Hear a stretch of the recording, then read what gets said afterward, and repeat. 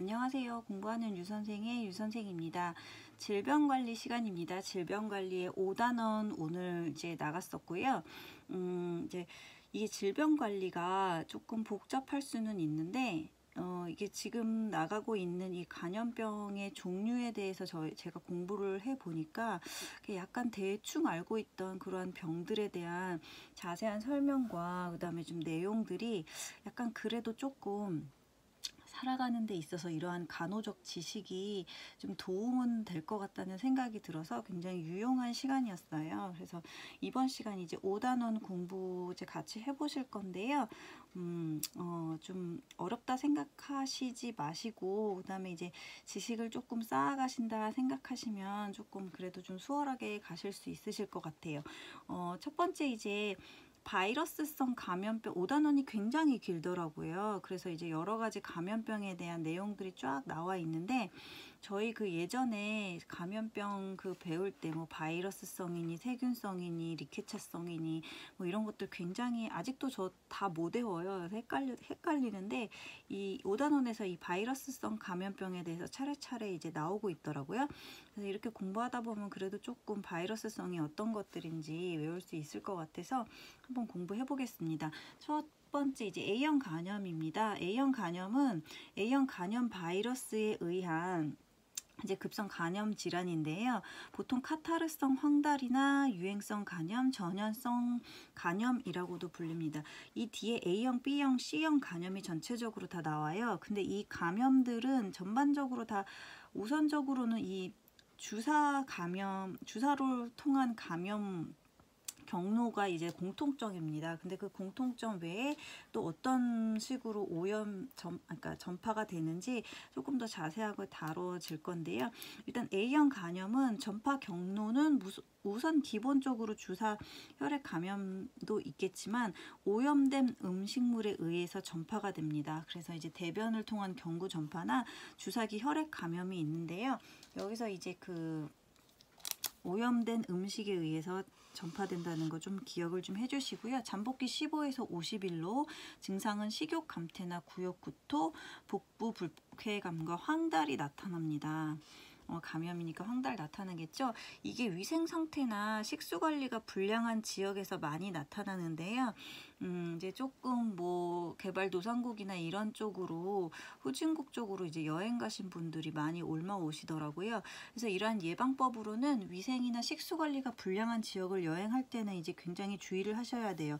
예방 접종을 맞으셔야 되고, 특히나 이 A형 감염에 대한 면역력이 없으신 분들은 가능한 한 이 지역을 피하시거나 뭐 음식이나 이런 거 물 섭취를 좀 가능한 한 피하시는 게 좋고요. 그 다음에 이 A형 간염은 식기를 구별해서 따로 써야 되고 음식을 함께 먹으면 안 돼요.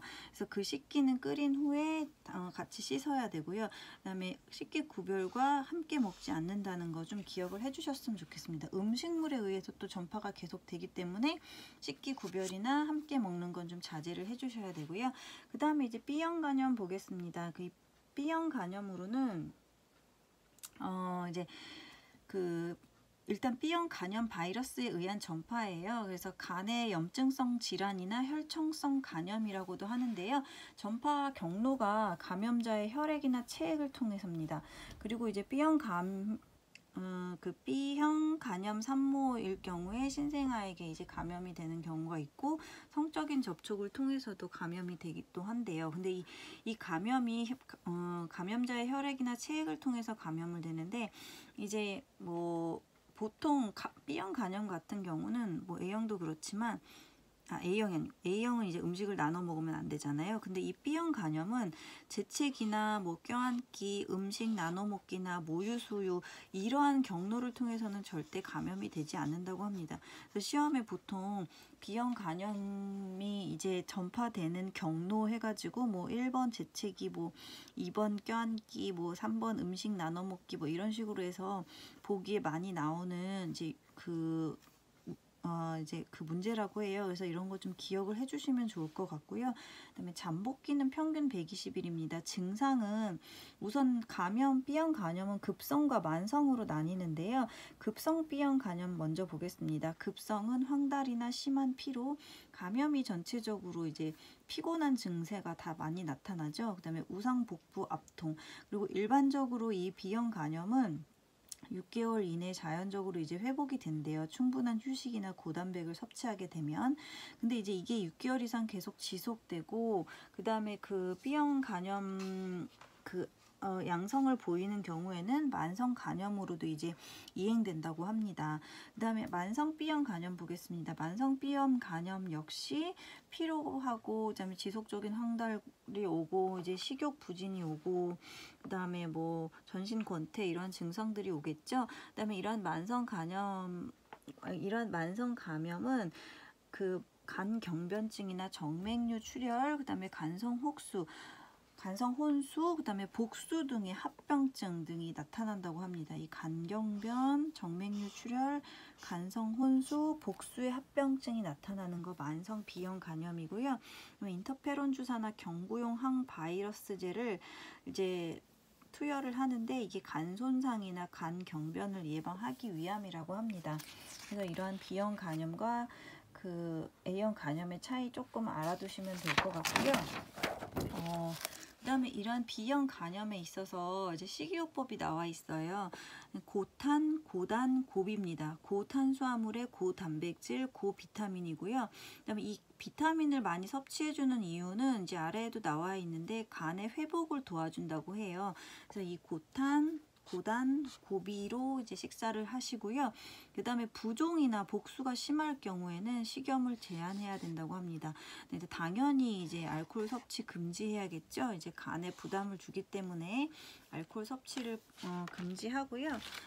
그 다음에 이제 아까 말씀드린 비타민과 무기질 섭취, 간 회복에 도움이 되는 비타민, 무기질 섭취를 합니다. 예방접종으로는 아까 그 도표에 그 4단원의 예방접종 도표에서 기억하시죠?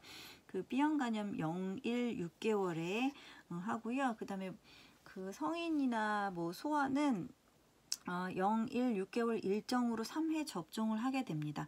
그 다음에 이러한 예방접종은 모든 영유아나 고위험군이 다 해야 되는데요.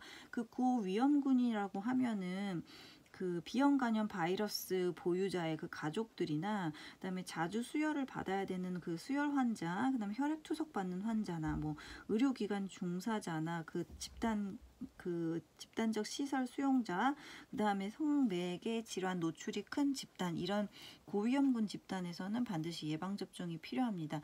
그리고 전체적으로 이제 A형이나 B형이나 C형이나 그 전반적인 치료의 그 공통점은 휴식이 가장 중요해요. 그래서 가장 휴식이 중요하고 고열량의 식사를 하고, 그 다음에 이제 수분 섭취 중요합니다. 왜냐하면 이 수분 섭취를 많이 해야 황달기를 없애줄 수 있다고 해요.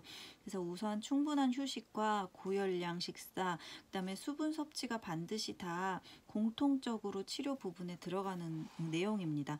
그 다음에 C형 감염 보겠습니다. C형 감염은 C형 감염 바이러스 감염에 의해서 생긴 질환이고요. 급만성 간질환이라고도 합니다.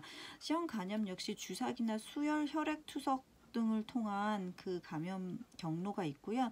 성접촉이나 모자간 수직 감염도 이루어지기도 합니다. 그 다음에 증상으로는 C형 역시 급성과 만성이 있어요. 급성은 경미한 증상이거나 아예 증상이 나타나지 않는데요.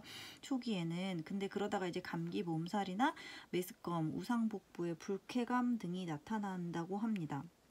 만성은 역시 증상이 없다가 나중에 만성 피로나 간 부전증의 합병증으로 인해서 먼저 발견이 됐다가 내가 C형 감염이었구나 하면서 알게 되는 경로가 굉장히 많다고 해요.